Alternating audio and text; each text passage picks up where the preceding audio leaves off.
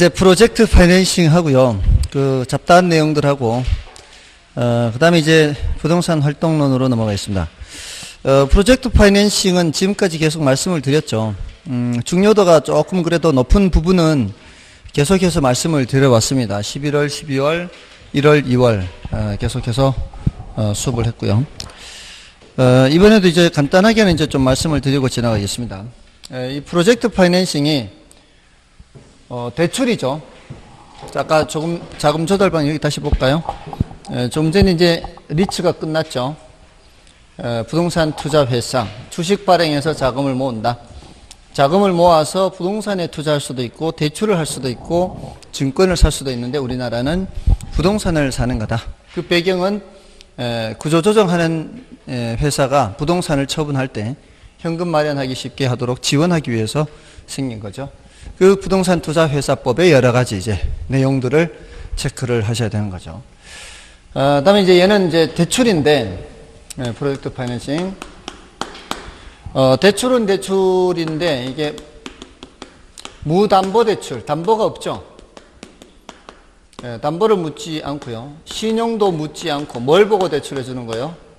사업의 수익성을 보고 대출을 해주죠. 근데 이제 오해를 하지 마셔야 되는 게 자체 자산은 담보가 될 수가 있어요. 사업의 수익성이나 자체 자산은 담보를 할 수 있다, 이렇게. 이 자체 자산이 뭔가 하면은 금융기관이 대출을 해주잖아요. 그럼 대출을 해주면은 그 대출된 돈이 지금 사업에 투입이 될 거 아니에요. 그럼 사업에 투입되면 그 성과물이라는 게 있을 거 아니에요. 건물을 지으면은 뭐 총 20층 중에 4층, 5층, 6층 이렇게 올라가면은 그 돈이 대출된 돈이 그 건물 짓는 데 들어가 있을 거 아니에요. 그거는 담보가 돼야 되겠죠. 자체 자산은 담보가 돼요. 자, 이렇게 해서 대출을 해주는데 구조는 사업주가 있으면 사업주한테 바로 대출해 주는 게 아니죠. 프로젝트 회사를 설립하게 하죠. 이거는 이제 서류상 회사인 경우가 많아요. 서류상 회사 조금 전에도 했죠. 조금 전에 서류상 회사 뭐가 있었어요? 기업 구조조정도 있었고 위탁관리도 있었잖아요. 이런 서류상의 회사는 실체가 없는 회사잖아요. 여기는 일정한 요건을 갖추면은 법인세 감면 혜택을 줘요. 실체가 없기 때문에. 서류상의 회사인데 거기다 세금을 매겨버리면 그 주주들이 배당 소득을 받을 때 그 배당 소득세를 또 내야 되잖아요. 그래서 이중과세라는 비판을 받아요. 그래서 이런 서류상의 회사는 그런 요건을 갖췄을 때는 이 법인세를 감면해주는 그런 혜택이 있습니다. 자, 아무튼 금융기관이 대출을 해주면은 누구한테 해주는 거예요? 프로젝트 회사에 대출을 해주는 거죠.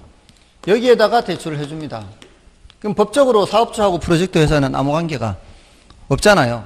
그래서 프로젝트가 도산이 되더라도 사업주한테 청구할 수 있어요, 없어요? 청구할 수가 없는 거죠. 요거를 비소구 금융이라고 그러죠. 비소구. 그러니까 원래 이론적인 모습은 비소구 금융이에요. 근데 이러면 이제 위험도가 높으니까 여기는 고리 대출을 해주고요. 그리고 현실적으로는 이렇게 금융기관이 위험을 부담하면서 대출해 주는 경우는 별로 없죠. 그래서 안전장치를 마련해 주죠. 그 안전장치라는 게 뭐예요? 얘도 일부 출자를 하게 하고, 출자. 그 다음에 여기에 이제 참여하는 시공사 있으면 시공사한테 너 보증 좀 서라. 그리고 여기 이제 그 시공사한테 자재 납품하는 회사도 있을 거 아니에요. 그럼 자재 납품하는 회사도 있으면 야, 너도 뭐 일부는 출자해라. 이런 식으로 해서 이제 위험을 분산시키는 거예요. 참여하는 여러 회사들로 하여금 출자도 하게 하고 보증도 서게 하고, 그러면은 금융기관의 대출금의 규모가 그만큼 줄어들 거 아니에요. 그만큼 위험이 줄어드는 거죠. 자, 이렇게 해서 실제로는 이제 제한적 소구가 많죠. 이런 안전장치를 마련하잖아요. 그러니까 이런 경우에 보증선 시공사가 이걸 또 안을 수도 있거든요. 그래서 실제로 이제 망한 회사들도 있고요. 지난번에 그거 말씀드렸나요? 쌍용건설. 쌍용건설이 그래서 이거 보증 서가지고 망했잖아요. 물론 주식시장에서 이제 상장 폐지가 됐고 아직 살아는 있어요. 그러고 보니까 이 건물 안에 쌍용건설 들어와 있던데. 그죠? 5층인가? 쌍용건설 5층에 있어요. 그게 이제 부도가 나서 이제 회생은 했는데 이제 상장 폐지는 된 거죠. 주식시장에서는 거래 안 되는데 이제 건설사가 남아는 있는 거죠. 아무튼 그게 이 보증서 가지고 그렇게 된 거거든요. 프로젝트 파이낸싱에서. 아무튼 그러면 금융기관 입장에서는 좀 위험도를 낮출 수가 있는 거죠. 자, 이런 구조죠, 구조는. 자, 이런 구조에서 이제 누구한테 어떤 장점이 있느냐, 뭐 이런 것들을 체크를 해야 되죠. 그래서 367쪽에 의의에서는 그 1번은 이제 여러분이 보셔도 되겠고요. 그 2번에 보시면 프로젝트 파이낸싱에서 사업 시행자는 자신이 소유한 기업과는 법적으로 독립된 기업을 설립하여 해당 프로젝트를 별개 사업으로 추진하죠. 얘가 이제 프로젝트 회사를 설립한다는 얘기죠. 그래서 별개 사업을 추진함으로써 해당 프로젝트 현금 흐름을 모기업의 현금 흐름과 분리하여 프로젝트의 도산이 사업주의 경영에 영향을 미치지 않도록 하는 금융기업이다. 혹시라도 프로젝트가 도산하더라도 사업주는 영향 받아요, 안 받아요? 영향을 안 받는 거죠. 근데 이게 사업주한테만 장점이 되는 건 아니에요, 사실은. 프로젝트 회사를 따로 이렇게 하는 게. 금융기관 입장에서도 괜찮아요. 왜냐하면 사업주가 이것만 하는 게 아니라 다른 사업을 할 수도 있잖아요. 다른 사업 하다가 부도가 날 수 있죠. 근데 이게 섞여 있어 버리면은 프로젝트까지 영향을 받을 수가 있잖아요. 그러니까 사업주의 도산이 프로젝트에도 영향을 미치지 않아요. 그런 점에서는 독립된 프로젝트 회사가 금융기관 입장에서도 괜찮을 수 있습니다. 다음에 이제 그 4번에 동그라미 4번에 좀 어려운 말이 있죠. 프로젝트 파이낸싱의 경우 금융기관으로서는 당해 개발 사업에 대한 사업성 검토에 집중하면 되기 때문에 정보의 비대칭성 문제가 줄어든다. 자, 이건 누구 입장에서의 장점이라고 할 수 있을까요? 대출자, 금융기관 입장에서의 장점이에요. 그 소리는 뭔 소린가 하면은 보통 우리 은행에서 대출을 해줄 때 담보대출을 해주죠. 담보대출의 경우에는 돈을 바로 통장으로 넣어주잖아요. 담보물이 있으니까 통장으로 넣어주고 그러면은 저 사람이 그 돈 가지고 저기 강원랜드로 가도 별로 신경 쓸 일 없죠. 이 돈 들고 어디 가는지 신경 써야 안 써요? 안 써요. 뭐 어차피 담보가 있으니까. 근데 이거는 지금 담보 없이 대출해 주는 거 아니에요. 이게 어떻게 사용되는지에 대해서 감시, 관리 이런 것들을 통제 이런 걸 안 하면은 곤란할 수가 있잖아요. 그러니까 얘가 지금 이 돈으로 뭘 하는지에 대해서 늘 살펴보고 있는 거죠. 또 대출하기 전에도 이미 뭘 검토를 해요. 프로젝트를 검토하잖아요. 사업성 검토를 하죠. 그러니까 지금 이 일이 어떤 일인지에 대해서 알고 대출을 해주는 거죠. 그러면은 자금이 좀 더 효율적으로 운용될 수 있도록 통제를 할 수가 있잖아요. 그 정보의 비대칭 문제는 자원 배분의 비효율 문제거든요. 그러니까 정보가 더 비대칭적이면 비대칭적일수록 자금을 비효율적으로 운용할 가능성이 많잖아요. 근데 이런 문제가 줄어든다고요. 저 녀석이 뭘 하는지에 대해서 알게 되면은 비대칭 문제가 줄어들게 되면은 조금 더 자금을 효율적으로 운용을 할 수가 있다는 거죠. 그래서 그런 말이 나오는 거고요. 그다음에 이제 넘어서 특징에서 보시면 비소구금융 또는 제한적 소구금융 이렇게 돼 있죠. 자, 이론적인 모습으로는 뭐지만 비소구지만 현실적으로는 뭐가 많다. 제한적 소구가 많다. 그렇다 할지라도 이건 누구 입장에서의 장점이에요. 사업주 입장에서죠. 사업주 입장에서의 장점이고요. 그 다음에 부외금융 이것도 누구 입장에서의 장점이에요? 사업주 입장. 왜냐하면은 여기서 차주는 누가 돼요? 차주. 빌린 사람은. 이게 빌렸어. 얘가 빌렸어. 법적으로 얘와 얘는 다른 거예요. 법적으로는 이 회사와 이 회사는 다른 회사예요. 그러니까 차주는 여기잖아요. 실질적으로는 누가 운영하지만, 실질적으로는 사업주가 운영하지만, 그러니까 뭐라고 하는 거예요? 부외금융이라고 하죠. 실질적으로는 사업주가 운영하는데 사업주 회계장부에 기록이 돼 있어요, 안 돼 있어요? 얘가 차주는 아니거든. 그러니까 여기 회계장부에 기록이 돼 있기 때문에 사업주가 다른 사업을 할 때 대출받기가 수월해지죠. 그거를 채무 수용 능력이 높아진다 그래요. 비소구금융, 그다음에 그 부외금융 이런 거는 다 누구 입장에서의 장점? 사업주 입장에서의 장점이 사업주. 이게 부의 금융력에 의해서 채무 수용 능력이 높아진다 그래요. 채무 수용 능력이 높아진다. 자, 이렇게. 자, 그럼 됐고요. 그다음에 이제 복잡성은 이제 그 프로젝트 파이낸싱이라는 것 자체가 규모가 크잖아요. 그러니까 그만큼 사업이 복잡하다는 얘기고요. 그다음에 높은 금융 비용은 누구 입장에서는 장점이라고 할 수 있어요. 대출자 입장에서는 장점이라 할 수가 있습니다. 그다음에 위험 배분. 자, 위험을 줄이기 위한 것은 금융기관 입장에서 이렇게 위험을 줄여야 되죠. 그 위험을 줄이기 위해서 여러 참여자들로 하여금 이제 출자하게 하거나 이렇게 하는 거죠. 그 내용은 이제 여러분들이 확인하시면 되겠고요. 그다음에 철저한 자금 관리는 뭐예요? 이 대출된 자금을 프로젝트 회사 또는 실질적으로 운영하는 사업주가 통제하면 돼요, 안 돼요? 안 되잖아요. 금융기관이 통제를 해야 되거든. 그래서 무슨 그 계정을 둬서 에스크로 계정을 둬서 따로 통제를 하는 거죠. 그래서 얘가 관리를 못하게 그렇게 따로 관리를 하는 겁니다. 다음에 독립된 회사의 설립. 자, 요거는 아까 말씀드렸듯이 독립된 회사의 설립은 요거 프로젝트 회사를 말하는 거예요. 요거는 사업주 입장에서도 장점이 될 수가 있고 금융기관 입장에서도 장점이 될 수가 있는 거죠. 자, 그럼 됐습니다. 자, 그 밑에 예제를 볼까요? 이것도 프로젝트 금융에 관한 설명으로 틀린 것은 1번 특정 프로젝트로부터 향후 일정한 현금 흐름이 예상되는 경우 사전 계약에 따라 미래에 발생할 현금 흐름과 사업 자체 자산을 담보로 자금을 조달하는 금융기법이다. 미래에 발생할 현금 흐름 있죠? 여기에 바로 미래에 발생할 현금 흐름. 우리 부동산 개발 사업에서는 분양 수익금이에요. 개발 사업에서는 분양 수익금이 미래 현금 흐름입니다. 맞죠? 부동산 개발 사업에서는 분양 수익금. 또 고속도로 건설 사업에서는 뭐요? 미래 발생할 통행료 이런 거. 됐나요? 그 다음에 사업 자체 자산 있잖아요. 사업 자체 자산은 담보를 할 수 있죠. 다른 물적 담보가 없고 사업 자체 자산 담보가 가능합니다. 그 다음에 일반적으로 기업 대출보다 금리 등이 높아 사업이 성공할 경우 해당 금융기관은 높은 수익을 올릴 수 있죠. 그 다음에 프로젝트 금융의 자금은 건설회사 또는 시공회사가 자체 계좌를 통해 직접 관리한다. 이건 말이 안 되죠. 3번 틀렸네요.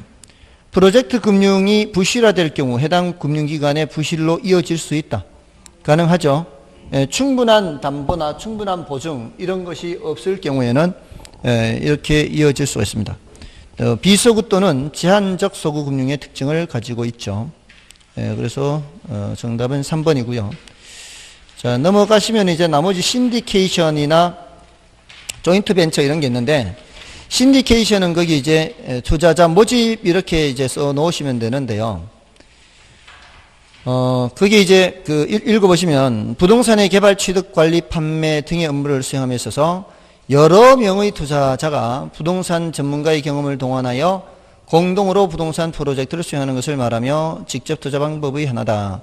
자, 이게 돈은 투자자들이 되고 그 사업 시행은 누가 하고요? 전문가가 하고요. 그렇게 하는 겁니다. 그래서 부동산 신디케이터는 이를 통해 수수료를 얻게 되며 부동산 개발 시에도 투자자 모집을 위해 이 방식을 이용하는 건데 이 경우 개발업자, 건설회사, 리츠회사가 신디케이터의 역할을 하는 거죠. 근데 이제 할 때, 1번, 2번은 이제 참고로 보시면 돼. 특징에 보시면은, 부동산 신디케이트는 통상적으로 합자회사 형태를 많이 취합니다.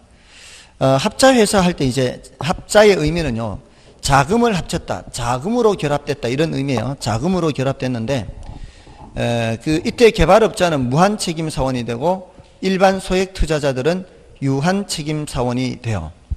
그러니까 개발업자는 관리 운영 책임을 다 지는 거예요. 개발업자는 무한 책임. 투자자들은 유한 책임이죠. 무한 책임 사원이고 유한 책임 사원 이렇게. 얘는 이제 관리 운영상 모든 책임을 다 져야 돼요. 이 투자자들은 자신이 된 돈 범위 내에서만 책임을 지는 거예요. 예를 들어서 무슨 손해배상 책임을 져야 된다. 만약에 어떤 이제 불법 행위가 있어서 이럴 때 손해배상 책임까지 진다 그러면은 얘는 질 필요 있다 없다? 투자자는 그런 책임을 질 필요는 없다는 거죠. 그런 책임은 다 이 무한책임사원이 책임을 진다는 겁니다. 그런 정도고요. 이것도 지분금융이죠. 신디케이션도 지분금융이다 이렇게 하면 되고요. 그 다음에 밑에 참고 박스에 조인트 벤처 있죠. 조인트 벤처도 지분금융이다 이렇게 보시고요. 그건 특징이 뭔가 하면은 보통 금융기관이 대출해 주는 것이에요, 지분으로 참여하는 것이에요. 금융기관은 보통은 대출해 주는 거죠. 근데 여기 조인트 벤처에서는 금융기관이 지분으로 참여해요. 그러니까 이제 이것도 무슨 금융이에요? 지분금융 방식이에요. 조인트 벤처. 됐나요? 자, 뭐 이 정도입니다. 이제 이 정도로 하고 한국주택금융공사 업무에 대해서는 나중에 이제 혹시 개정되면은 지금 이 얘기가 나오고 있어요. 바뀐다는 얘기가. 그러니까 나중에 바뀌면 할 거니까 가능한 한 늦게 보시면 돼요. 다음에 이제 부동산 개발 및 관리론 해서 이제 385쪽에 여기서는 385쪽에 토지 이용의 집약도라는 단어는 알아두세요. 집약도라는 단어는 알아두시고 그 밑에 집약적 토지 이용과 조방적 토지 이용의 개념 구분은 알아두십시오. 집약적 토지 이용이 뭐예요?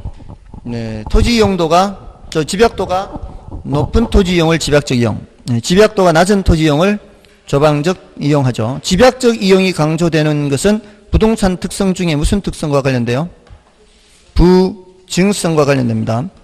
그런 정도예요. 넘어가십시오. 나머지는 됐고요. 일단 그 직주 분리와 직주 접근하고 이제 나머지 내용들이 있죠. 자, 여기서는 이제 출제가 지금 10분의 1이거든요.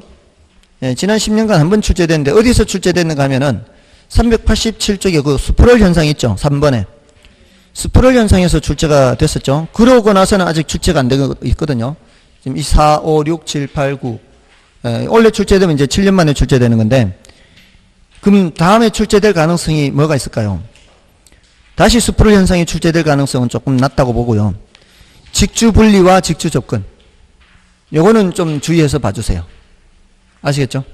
직주 분리와 직주 접근. 요거는 이제 여기서 출제된다면 여기 이제 가장 출제 가능성이 높아요. 그래서 그거는 따로 보시고요. 자, 이제 우리는 개발 활동으로 넘어가겠습니다. 391쪽에 부동산 개발 활동.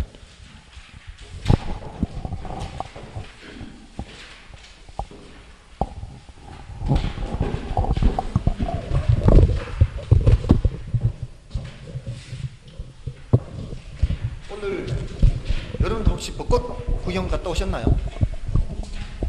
공부하느라고.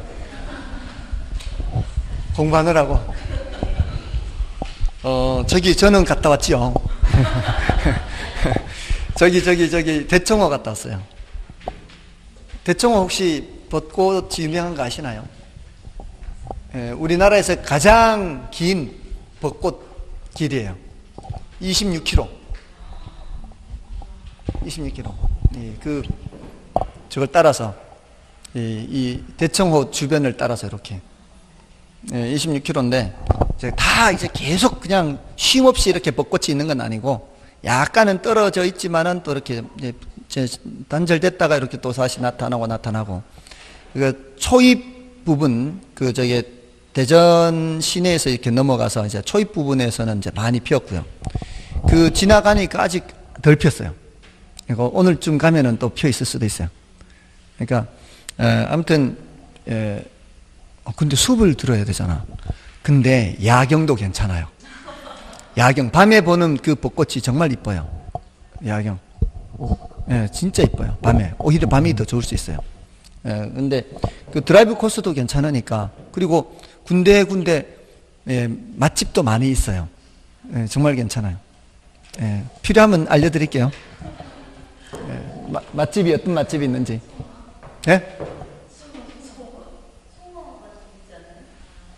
저는 민물 고기는 별로 안 좋아해서 그 송어 그런 집도 있어. 거기 지나가다 보면은 있는데 아무튼 제가 이제 일주일에 한 번씩 와이프 콧구멍에 바람을 좀 넣어줘야 돼서 주변에 웬만한 데는 다 돌아다녔거든요.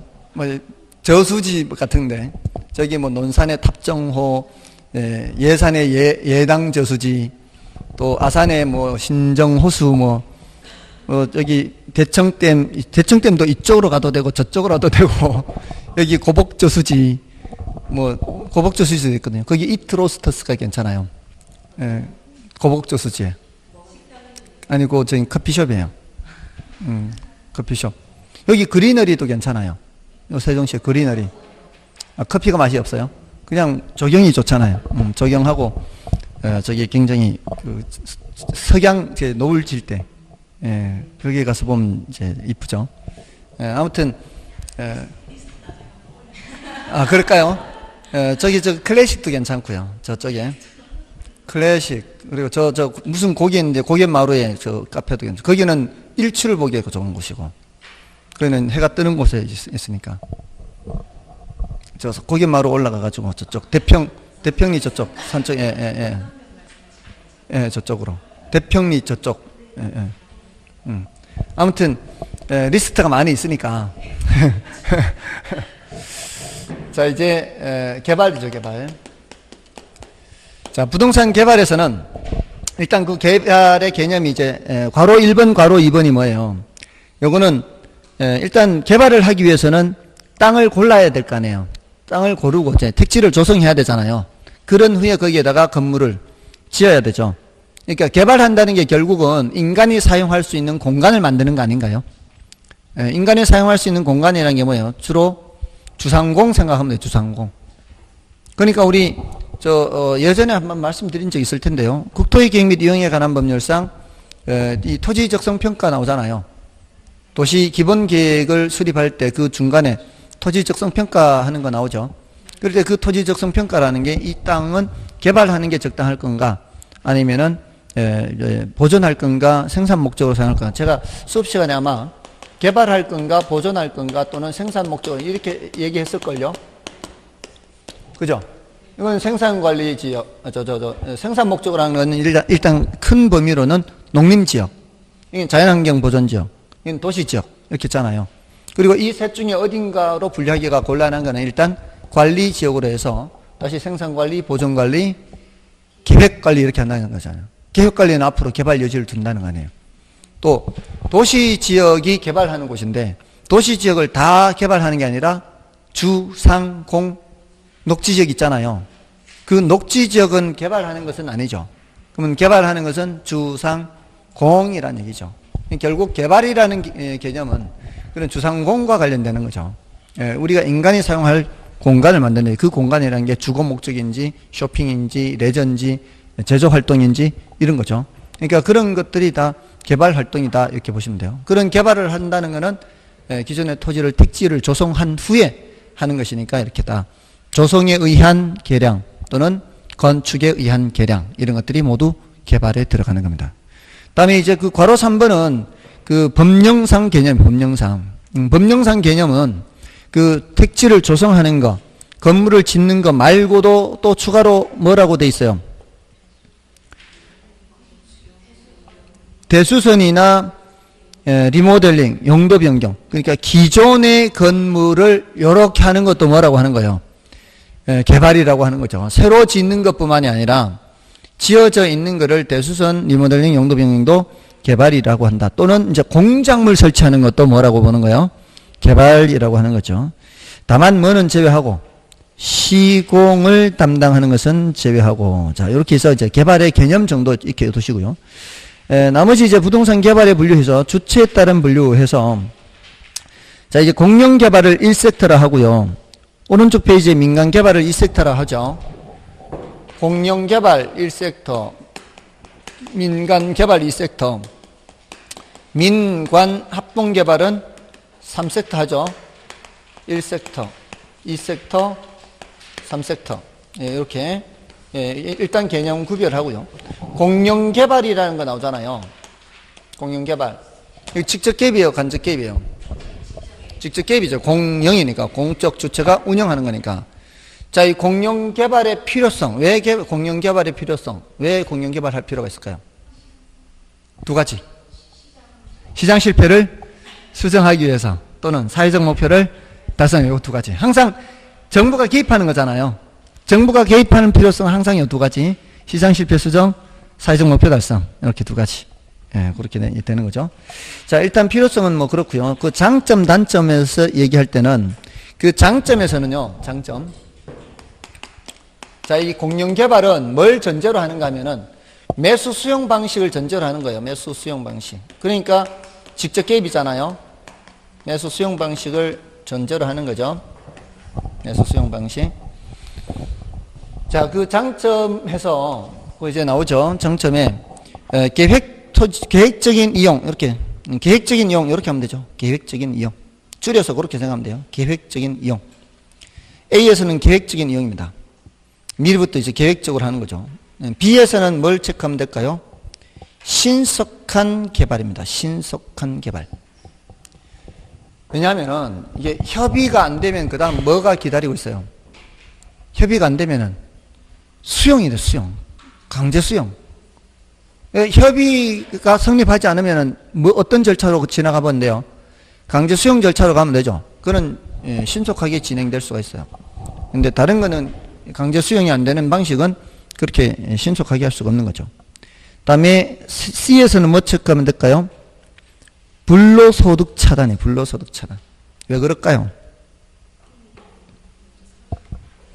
매입하거나 수용할 때 보상금을 줄 때 개발이익을 배제하고 보상, 개발이익 배제.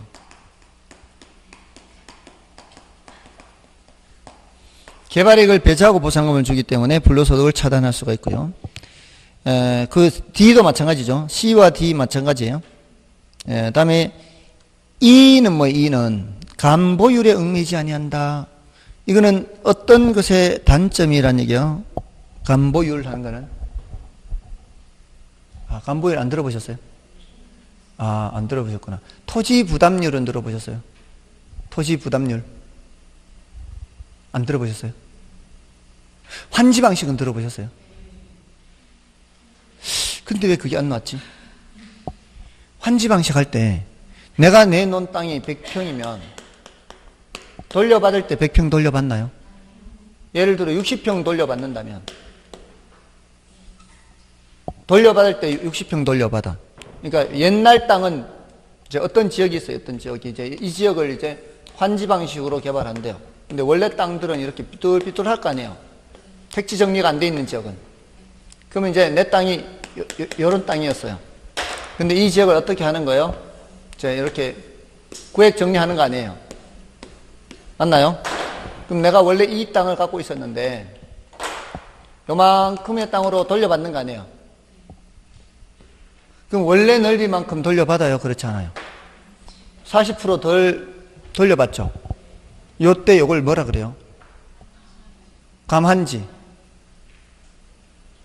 근데 요걸 감보율 적용된다 안 그러나요? 토지 부담률. 공법에서 안 들어봤어요? 40%는 내가 부담을 해야 되거든요. 이 40% 가지고 뭘 해요? 이 40평 가지고. 그 공사비를 뭐라 그래요? 채비지. 그 다음에 도로도 만들어야 되고 학교도 만들어야 되고 이건 뭐라 그래요? 보류지. 그런 것 때문에 감보율을 정해야 돼요. 감보율.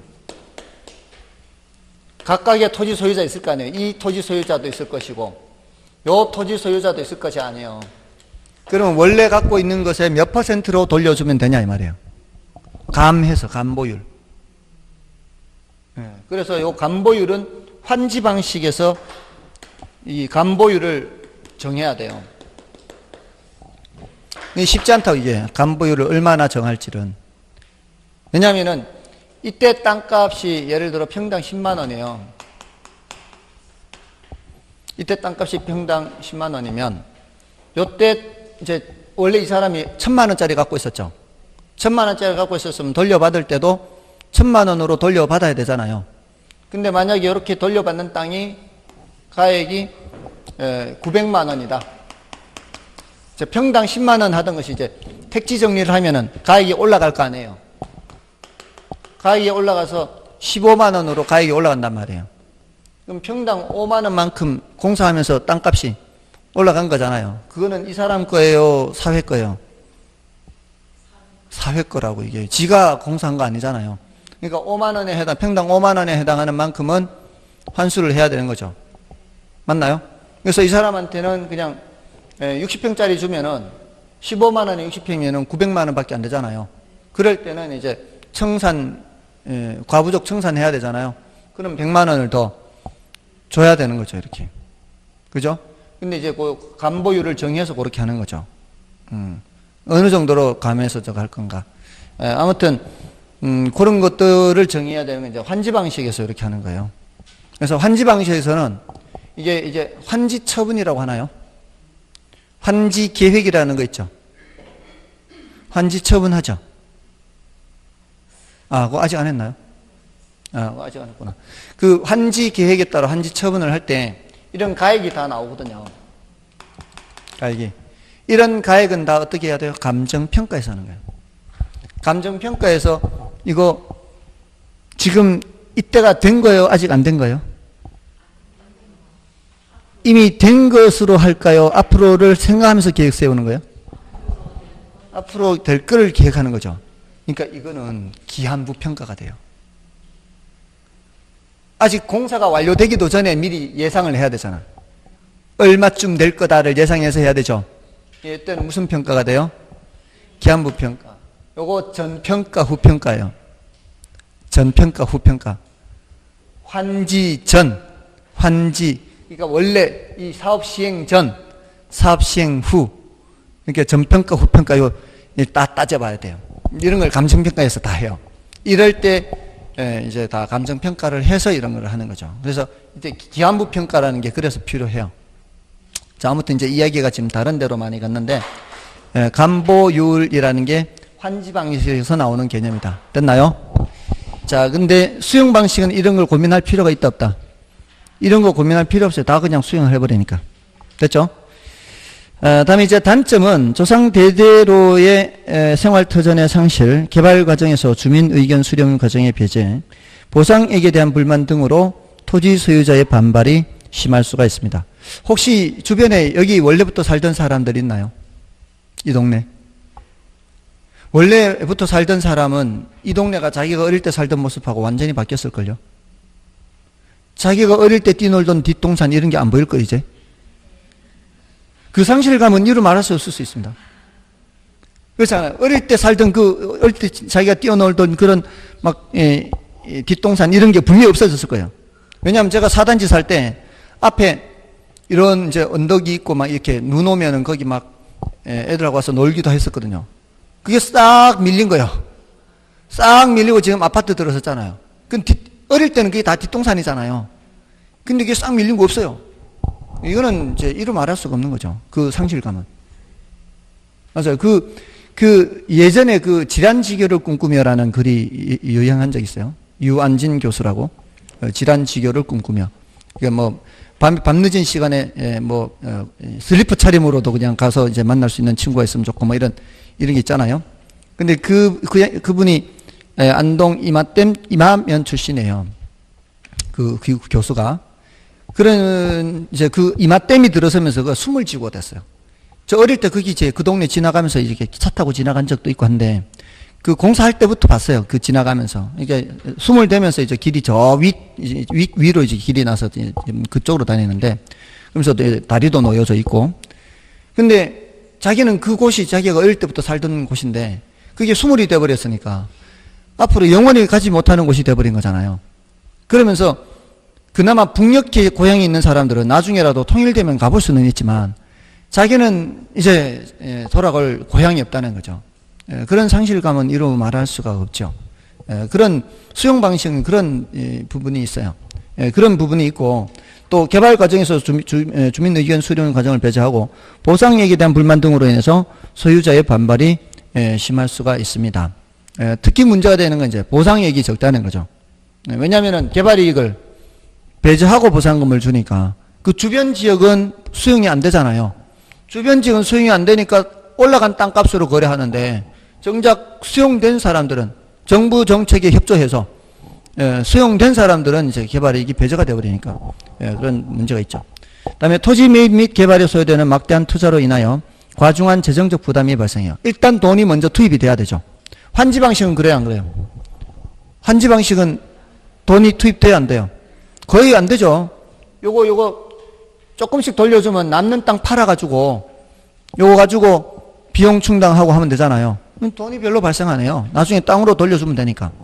근데 매수 수용 방식 일단은 뭐를 줘놓고 시작해야 돼요. 보상금을 줘놓고 사업을 해야 되니까 재정 부담이 이제 발생하고요. 또 형평성 문제가 있죠. 자, 이런 내용들이 있습니다. 다음에 이제 민간 개발에서 자, 이 민간 개발의 유형, 자, 요것만 좀 체크를 하고 오늘 수업은 마치도록 하겠습니다. 뒤에 다른 것들은 이제 다음에 하고요. 여기서 민간 개발은 이게 좀 중요합니다. 또 민간 개발의 여러 가지 방식인데 이거 뜻만 알면 돼요. 뜻만 알면 되니까 어렵지는 않습니다. 자, 일단 그 개발이라는 걸 하려면은 토지도 있고 뭐도 있어야 돼요. 자금도 있고 노하우도 있어야 되죠. 이 세 가지가 한 사람한테 다 있으면 어떻게 하면 돼요? 자체 개발하면 돼요. 자체 개발. 셋 한 사람한테 다 있으면. 그렇지 않은 경우에는 이제 어떻게 해야 돼요? 공동 사업을 해야죠. 공동 사업.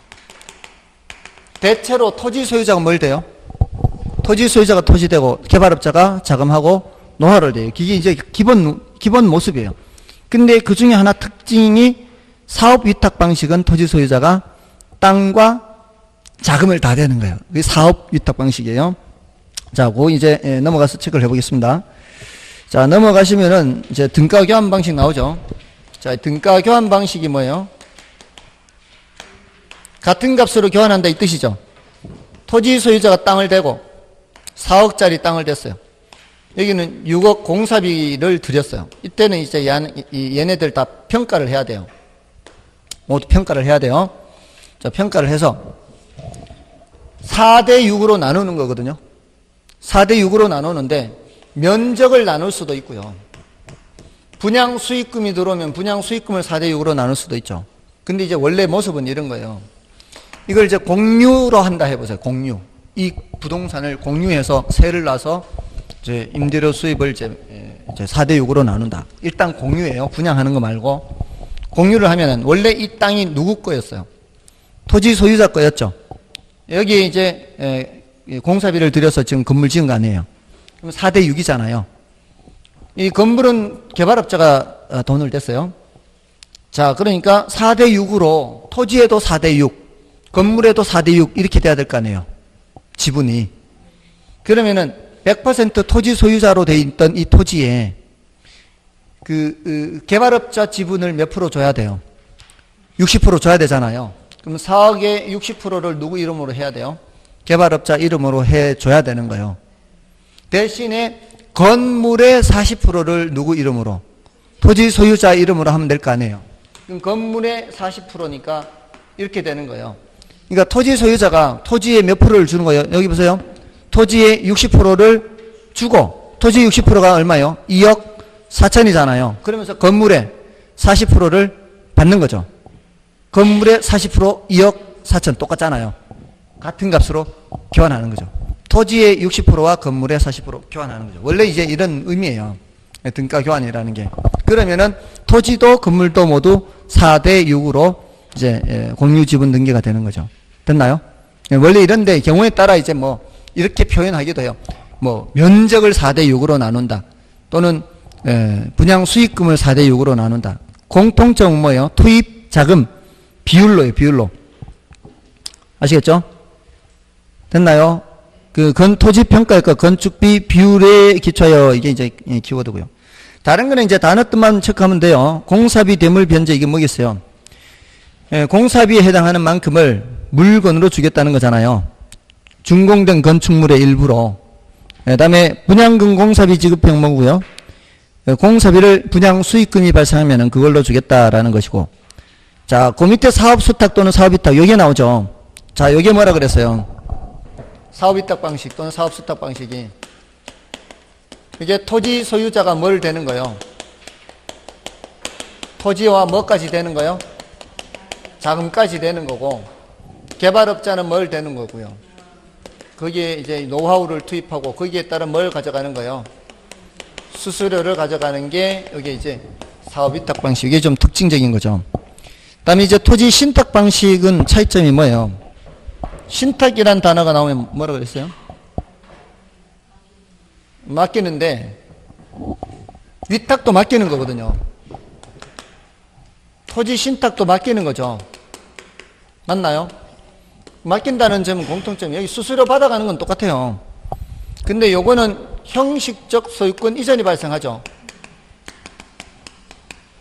형식적 소유권 이전이 발생하고 여기서는 토지 소유자가 땅만 되는 거죠. 여기서는 토지 소유자가 토지하고 자금까지 되는 거고 토지 소유자가 땅만 되면은 토지 소유권이 누구한테 넘어가는 거예요? 신탁회사로 넘어가죠. 토지 소유자가 위탁자가 되고요. 신탁회사, 이게 이제 개발업자, 이게 수탁자가 돼요. 그리고 그 결과를 수익자에게 실적으로 배당을 해주는 거예요. 물론 수익자와 위탁자가 같은 경우가 많죠. 근데 이제 반드시 같지는 않기 때문에 이걸 신탁관계의 당사자라 그래요. 위탁자, 수탁자, 수익자 이렇게. 그래서 이게 신탁회사가 되는 거잖아요. 토지 소유권을 형식적으로 이전한 후에는 누가 다 알아서 하는 거예요? 신탁회사에서 다 알아서 한다고요. 그러니까 신탁회사에서 토지 명의도 다 넘어와 있고 자금도 되고 노하우도 투입해서 누구 명의로 진행이 되는 거예요? 신탁회사 명의로 진행이 된다 이 말이에요. 됐나요? 이게 특징이라고. 신탁회사의 형식적 소유권이 이전이 돼서. 예, 이거는 여기는 토지 소유자가 땅만 되는 거예요. 그래서 이게 이 신탁 기간이 종료되면은 토지와 건물이 다시 반환된다 하잖아요. 예, 개발 사업을 하면은 이거를 분양한 게 아니에요. 임대한 거, 임대. 임대를 했으면은 임대 보증금 들어오고 임대료 수입 들어오죠.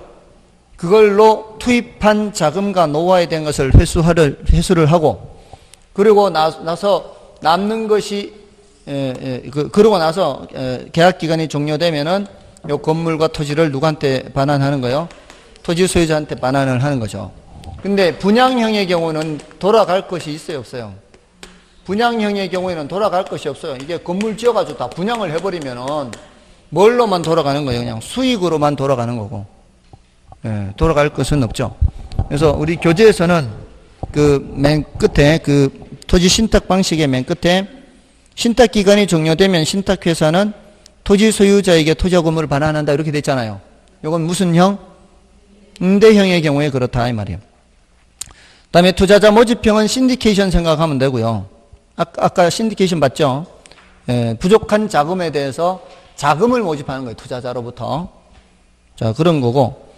그다음에 컨소시엄 구성 개발 방식 있죠. 컨소시엄이란 단어는 저거예요. 그게 그 컨소시엄을 구성한다 이 소리는 컨소시엄 구성한다 연합법인 생각하면 연합법인. 컨소시엄은 연합법인 생각하세요. 상호 기술 보완 또는 자금 조달 여기 키워드예요. 상호 기술 보완, 상호 기술 보완, 자금 조달 혹은 상호 기술 보완. 자, 어떤 회사는 설계를 잘해요. 어떤 회사는 시공을 잘해요. 어떤 회사는 분양을 기가 막히게 해요. 그러면 이 세 회사가 힘을 합치면 어떻게 했어요? 끝내주겠죠? 예, 반드시 그렇지는 않아요. 사공이 많으면 배가 산으로 가거든. 그러니까 그렇게 장점이 있으면 뭐 모든 세상의 모든 기업들이 다 그렇게 하면 되지.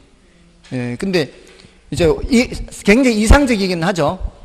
시공 잘하고 설계 잘하고 분양 잘하고 하면은 그렇게 하면 좋겠지만 이제 사업 주체가 여럿이 있으면은 이해 관계가 충돌할 수가 있거든요. 그러면은 이제 일이 잘 안 될 수가 있어요. 자, 그 정도입니다. 뒤에 넘어가시면은 그 문제 하나 풀고 오늘 수업 마치겠습니다. 예제에 민간의 부동산 개발 방식에 관한 설명으로 틀린 것은 1번의 자체개발 사업이에요. 자체개발 사업에서는 사업 시행자의 주도적인 사업 추진이 가능하나 사업의 위험성이 높을 수 있어 위기관리 능력이 요구된다. 그죠? 혼자 하잖아요. 혼자 할 때는 그 위기관리 능력이 필요합니다. 그 다음에 토지 소유자가 제공한 토지에 개발업자가 공사비를 부담하여 부동산을 개발하고 개발된 부동산을 제공된 토지 가격과 공사비 비율에 따라 뭐예요 이거? 비율에 따라 하면 등가 교환 방식이 되는 겁니다. 그 다음에 토지 신탁 방식과 사업 수탁 방식은 형식의 차이가 있으나 소유권을 이전하고 사업 주체가 토지 소유자가 된다는 점이 동일하다. 말이 안 되죠? 토지 신탁 방식은 사업 주체는 신탁회사가 되는 거고, 사업 수탁 방식은 토지 소유자가 되는 거죠. 그래서 3번 틀렸죠? 맞지 않아요. 그 다음에 개발 사업에 있어서 사업 자금 조달 혹은 상호 기술 보완 등 필요에 따라 이건 뭐예요? 컨소시엄이죠. 컨소시엄.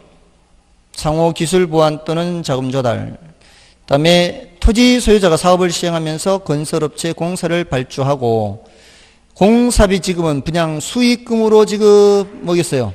분양금 공사비 지급형 방식. 말 그대로죠. 별로 어렵지 않습니다. 지금까지 출제됐던 것들이 다 이런 형태예요. 근데 꽤 여러 번 출제가 됐어요. 그러니까 이거는 별로 어려운 건 아닙니다. 자, 이제 396쪽부터 뭐 잡다한 것들이 좀 남아있고, 그 다음에 이제 개발의 위험과 타당성 분석이 남아있는데, 요거는 다음 주에 하도록 하겠습니다. 다음 주에 요거 하고 바로 이제 관리, 마케팅 들어가고, 저 앞쪽 남겨놨던 거 있죠. 집 입지론, 지대론 이런 것들을 하도록 하겠습니다. 여기까지 하겠습니다. 애쓰셨습니다. 감사합니다.